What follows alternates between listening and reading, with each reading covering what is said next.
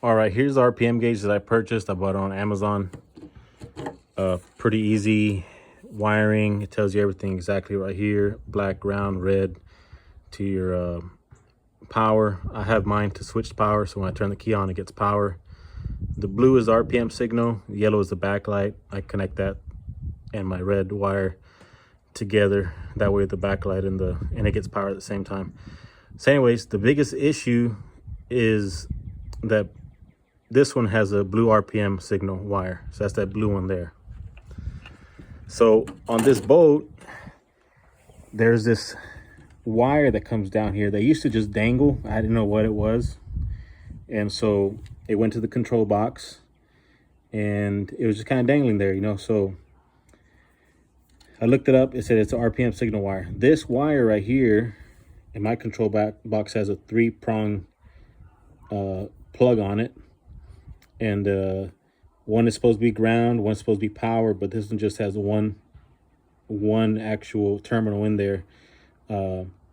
So I have it, you know, I have my power separately run to a different power distribution box and a ground underneath my center console.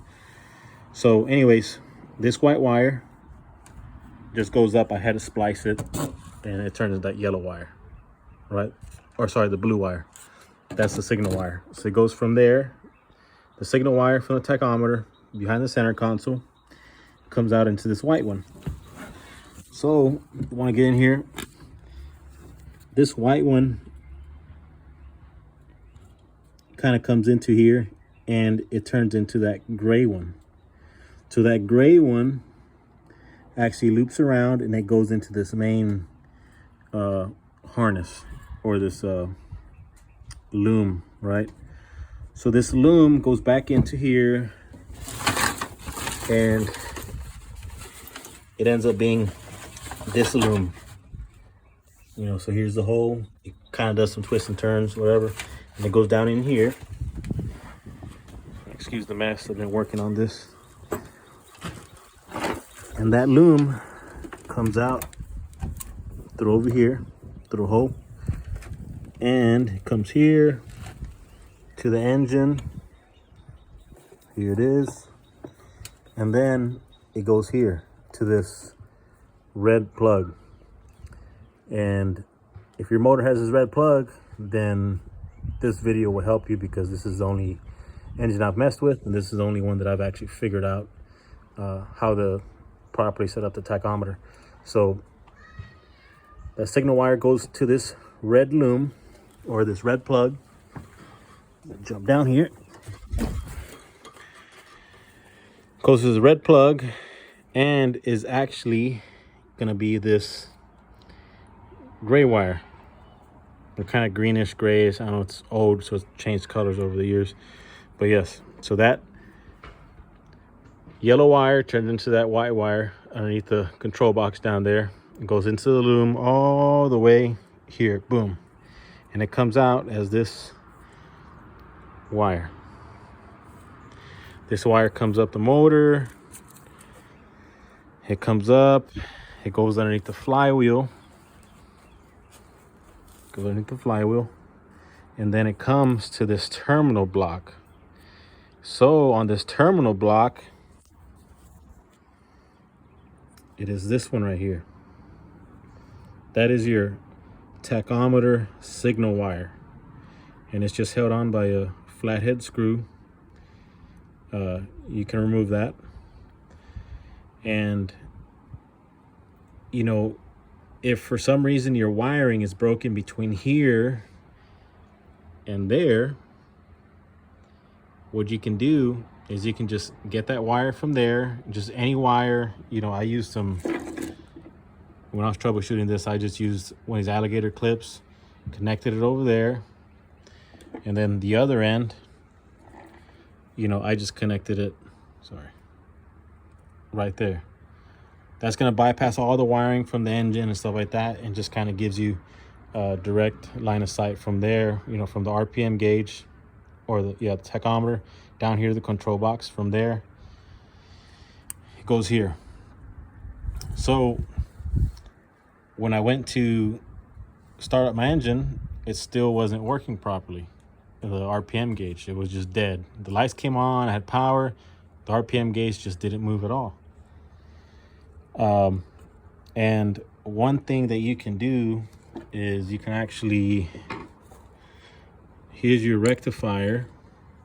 What you can actually do, because if your rectifier is bad, supposedly, I don't really know because mine is good, the RPM gauge will not work either.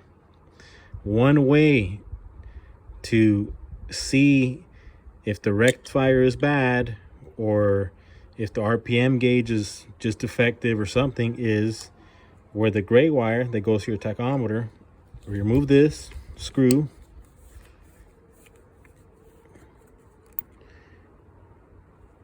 try not to lose it. Okay, it's not wanting to get off. 1 second. I'll do this by one hand. Jeez. Okay, finally. The struggle's real. Anyways, here's your RPM signal wire. Okay. What you can do is you actually just move this up here. So you can go by, you can remove this screw here. I'm not going to take it all the way off because I don't want to struggle again like I just did. You take this off, right, the screw, and then you put this one there. So all those right there, this yellow that comes in here, all these three are gonna be together, right? You screw it back down and you go and start it back up. If all your wiring is good, your RPM gauge should be working as long as it's wired correctly up there where you got power, ground, and everything. And that is going to, I guess, I'm not sure what it really does, but you know, I tried it and you know, it worked. But obviously my rectifier was still good because when the exact way I have it wired it now, everything in its place, my RPM gauge works. So I'm just gonna put that back so I don't lose it.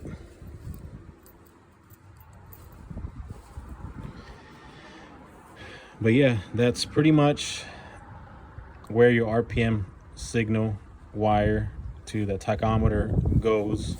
So again, a recap, sorry again, it's a long video, but I'm trying to be as descriptive as possible. As it goes from your signal wire, from the RPM gauge, it goes down to the control box, right? And it goes to the control box because the original wiring is already, it's already wired for that tachometer. If your boat came with a tachometer originally, this one, I don't know what people did to it before, so I don't know what exactly is what. So I just had to kind of signal trace and everything. So it goes from there to the control box, and then from that wire loom all the way underneath the boat, and then to the engine, to that red plug, and it comes down, and it comes to this gray wire right here. Okay, so if you actually just wanted to bypass all that, like I said, you can just get a straight wire from the signal wire on the back of the tachometer and just pretty much run it all the way over here, because these share a common, I guess, terminal. With this one right here is metal, so that's metal, they're connected. So somehow it all works together and produces an RPM signal. But I know there's not another video that I've seen on YouTube that has, you know, kind of a step-by-step walkthrough of where the tachometer signal goes, or the signal wire.